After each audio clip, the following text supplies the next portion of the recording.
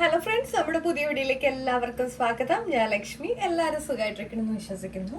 ഞാനിത് വന്നേക്കുന്നത് വളരെ യൂസ്ഫുൾ ആയിട്ടുള്ള കുറച്ച് ടിപ്സുമായിട്ടാണ്. നമ്മുടെ ആദ്യത്തെ ടിപ്പ് നമുക്ക് സവാള അതുപോലെ തന്നെ നമ്മുടെ ചെറിയുള്ളിയൊക്കെ എങ്ങനെ സ്റ്റോർ ചെയ്യാം എന്നാണ്. അപ്പൊ നമുക്ക് ഇതുപോലെ ഒരു വായു സഞ്ചാരമുള്ള നമ്മുടെ ഒരു കണ്ടെയ്നറിൽ ഇട്ട് കൊടുക്കുക. നമ്മൾ ഇത് ചെറിയുള്ളി ആണെങ്കിലും സവാള ആണെങ്കിലും നമ്മൾ ഒരിക്കലും ഫ്രിഡ്ജിൽ സ്റ്റോർ ചെയ്യരുത്. ഇനി ഇതിലേക്ക് നമുക്ക് ചെറുതായിട്ട് ന്യൂസ് പേപ്പർ ചെറിയ കീറിയിട്ട് ചെറിയ ബോൾസ് പോലെയോ അല്ലെങ്കിൽ ഇതുപോലെ ഒന്ന് ആക്കിയതിന് ശേഷം നമുക്ക് ഇതിലേക്കൊന്ന് ഇട്ട് കൊടുത്താൽ മതി. അത് നമ്മൾ ചെറിയുള്ളി വെക്കുന്ന ബോക്സിലും ഇതുപോലെ തന്നെ നമുക്കൊന്ന് ഇടയ്ക്കിടയ്ക്കൊന്ന് ഇട്ട് കൊടുത്തു കഴിഞ്ഞാൽ നമ്മുടെ സവാള നമുക്ക് മാസങ്ങളോളം കേടാകാതെ സൂക്ഷിക്കാൻ പറ്റും. ഇനി നമുക്ക് ഇടയ്ക്കിടയ്ക്കൊന്ന് വെച്ച് കൊടുത്താൽ മതി. അടുത്തതായിട്ട് നമുക്ക് ബീൻസ് എങ്ങനെ സ്റ്റോർ ചെയ്ത് വെക്കുന്നതെന്ന് നോക്കാം. നമുക്ക് ആദ്യം ഒന്ന് കഴുകി ഒന്ന് ജസ്റ്റ് ഒന്ന് തുടച്ചെടുക്കണം.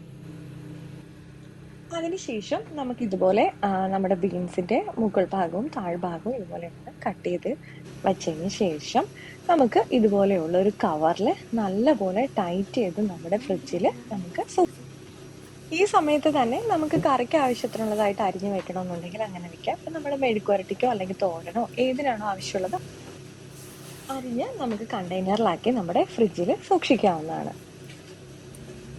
നമ്മുടെ അടുത്ത ടിപ്പ് നാരങ്ങ സ്റ്റോർ ചെയ്യാനുള്ളതാണ്. അപ്പൊ നമുക്ക് നോക്കാം. നാരങ്ങയും നമുക്ക് ഇതുപോലെ ചെറിയ ന്യൂസ് പേപ്പറിന്റെ പീസ് എടുക്കുക. അതിനുശേഷം ഇതിലേക്ക് നമുക്കൊന്ന് പൊതിഞ്ഞു വെക്കാം.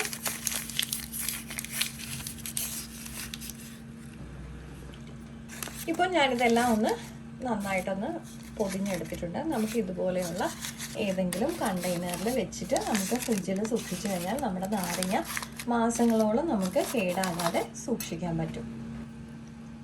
നമുക്ക് നാരങ്ങ സൂക്ഷിക്കാനായിട്ട് വേറൊരു ഐഡിയയും കൂടിയുണ്ട്. നമുക്ക് ഇതുപോലെയാണ് സൂക്ഷിക്കുന്നതെങ്കിൽ ഒരാഴ്ച വരെയൊക്കെ സൂക്ഷിക്കാൻ പറ്റുള്ളൂ. നമ്മൾ പേപ്പറിൽ പൊതിഞ്ഞാണ് വെക്കുന്നതെങ്കിൽ നമുക്ക് ഒരു മാസം വരെ കേടാകാതിരിക്കും. ഇതുപോലെ നമുക്ക് വെള്ളത്തിലിട്ടും നമ്മുടെ നാരങ്ങ സൂക്ഷിക്കാൻ പറ്റും. ഇനി നമുക്ക് തക്കാളി എങ്ങനെ സൂക്ഷിക്കാൻ നോക്കാം. നമുക്ക് തക്കാളിയിലേക്ക് ലേശം വെളിച്ചെണ്ണയൊന്ന് തേച്ച് വെച്ചാൽ മാത്രം മതി. നമുക്ക് തക്കാളിയുടെ പുറത്തോട്ട് കംപ്ലീറ്റ്ലി ഒന്ന് നമുക്ക് വെളിച്ചെണ്ണയൊന്ന് തേച്ച് സൂക്ഷിച്ചു കഴിഞ്ഞാൽ നമ്മുടെ തക്കാളി ചീഞ്ഞു പോകാതെ നമുക്ക് സൂക്ഷിക്കാൻ പറ്റും. അടുത്തതായിട്ട് നമുക്ക് കാന്താരി എങ്ങനെയാണ് സ്റ്റോർ ചെയ്യുന്നതെന്ന് നോക്കാം. കാന്താരി അല്ലെങ്കിൽ പച്ചമുളക് ആണെങ്കിൽ നമുക്ക് ഈ മെത്തേഡിൽ തന്നെ ചെയ്യാൻ പറ്റും. ഇതിപ്പോൾ കുറച്ച് കാന്താരി ആയതുകൊണ്ട് ഞാൻ ഇതിൻ്റെ തണ്ടൊന്നും റിമൂവ് ചെയ്യുന്നില്ല. നമുക്ക് ഒരുപാട് കാന്താരി കിട്ടുകയാണെന്നുണ്ടെങ്കിൽ നമുക്ക് ഇതിൻ്റെ തണ്ടൊക്കെ റിമൂവ് ചെയ്തിട്ട് വേണം സൂക്ഷിക്കാനായിട്ട്. നമുക്ക് ഉപ്പിലിട്ട് വേണമെന്നുണ്ടെങ്കിലും സൂക്ഷിച്ച് വെക്കാം. ഞാനിപ്പോൾ ഇതുപോലൊരു ബോക്സിലേക്ക് ഒന്ന് ടിഷ്യൂ പേപ്പർ ഇട്ട് കൊടുത്തിട്ടുണ്ട്. അതിനുശേഷം നമുക്ക് നമ്മുടെ കാന്താരിയെല്ലാം ഇതിലേക്കൊന്ന് വെച്ച് കൊടുക്കാം. ഇനി ഇതിൻ്റെ പുറമേയും കൂടെ ഒരു ടിഷ്യൂ പേപ്പർ ഒന്ന് വെച്ചതിന് ശേഷം നമുക്ക് നമ്മുടെ ബോക്സ് അടച്ച് നമുക്ക് നമ്മുടെ ഫ്രിഡ്ജിൽ സൂക്ഷിക്കാം. അടുത്ത ടിപ്പ് നമുക്ക് പഴമൊക്കെ അധികം പഴുത്ത് പോകാതിരിക്കാനുള്ള ഒരു കുഞ്ഞു ടിപ്പാണ്. നമ്മളിപ്പോൾ ഒരുമിച്ചൊക്കെയാണ് പഴം വാങ്ങിക്കുന്നുണ്ടെങ്കിൽ നമുക്ക് കുറേശ്ശെ മതിയല്ലോ പഴുത്ത് വരുന്നത്. അപ്പം അങ്ങനെ ഉണ്ടെന്നുണ്ടെങ്കിൽ ഇങ്ങനെ ചെയ്തു വെച്ചാൽ മതി. നമുക്കൊരു അലുമിനിയം ഫോയിൽ എടുക്കാം. അതിനുശേഷം ഈ ഭാഗത്തായിട്ട് ഇതൊന്ന് പൊതിഞ്ഞ് സൂക്ഷിച്ചാൽ മതി.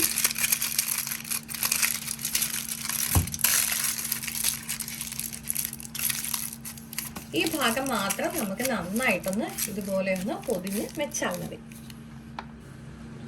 നമ്മുടെ അടുത്ത ടിപ്പ് മല്ലിയില സ്റ്റോർ ചെയ്യാനുള്ളതാണ്. അപ്പോൾ ഇതുപോലൊരു കണ്ടെയ്നറിലേക്ക് നമുക്ക് ടിഷ്യൂ പേപ്പർ ഇട്ട് കൊടുക്കാം. അതിനുശേഷം നമ്മൾ കഴുകി ഒന്ന് തുടച്ചെടുത്ത് വെച്ചേക്കുന്ന നമ്മുടെ മല്ലിയില ഇതിലേക്കൊന്ന് വെച്ച് കൊടുത്താൽ മതി.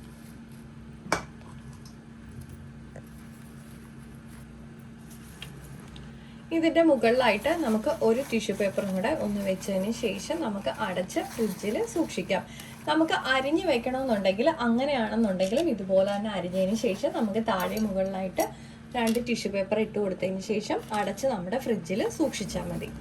അടുത്തത് നമ്മുടെ കറിവേപ്പില സ്റ്റോർ ചെയ്യാനുള്ള മെത്തേഡാണ്.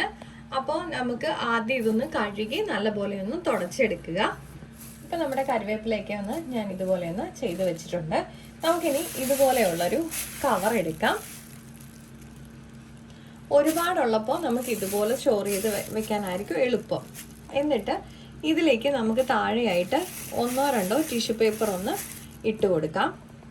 നമുക്ക് ടിഷ്യൂ പേപ്പർ ഒന്ന് ജസ്റ്റ് ഇങ്ങനെ കീറിയിട്ട് ഇട്ട് കൊടുത്താലും മതി. അതിലേക്ക് നമുക്ക് നമ്മുടെ കറിവേപ്പില ഇതുപോലെ ഒന്ന് വെച്ച് കൊടുക്കണം.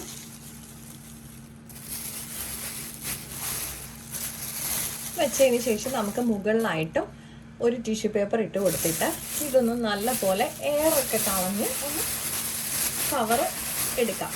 നമുക്ക് ഒട്ടും നമ്മുടെ കവറിൻ്റെ ഉള്ളിൽ എയർ നിൽക്കാതെ കളഞ്ഞിട്ട് വേണം ഇത് വെക്കാനായിട്ട്. അതിനുശേഷം നമുക്ക് ഇതുപോലെ പാക്ക് ചെയ്ത് നമ്മുടെ ഫ്രിഡ്ജിൽ സൂക്ഷിച്ചു കഴിഞ്ഞാൽ നമുക്ക് നമ്മുടെ കറിവേപ്പില വാടാതെ ഇരിക്കും. അടുത്തതായിട്ട് നമുക്ക് കറിവേപ്പില സ്റ്റോർ ചെയ്യാനായിട്ട് ഇതുപോലെയുള്ള ഒരു കണ്ടെയ്നറിലേക്ക് നമുക്ക് ടിഷ്യൂ പേപ്പർ ഇട്ട് കൊടുക്കാം. അതിലേക്ക് നമുക്ക് നമ്മുടെ കറിവേപ്പില ഒന്ന് ഇതുപോലെ ഒന്ന് വെച്ച് കൊടുക്കാം. നമുക്ക് തണ്ടേന്ന് അടത്തി വേണമെന്നുണ്ടെങ്കിൽ ഇതുപോലെ തന്നെ സൂക്ഷിക്കാം.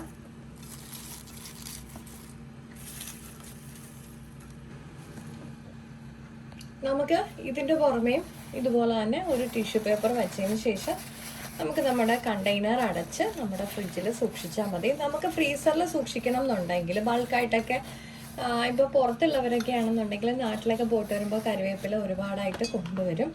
അപ്പോൾ അങ്ങനെയാണെന്നുണ്ടെങ്കിൽ നമുക്ക് ഫ്രീസറിൽ സൂക്ഷിക്കാം.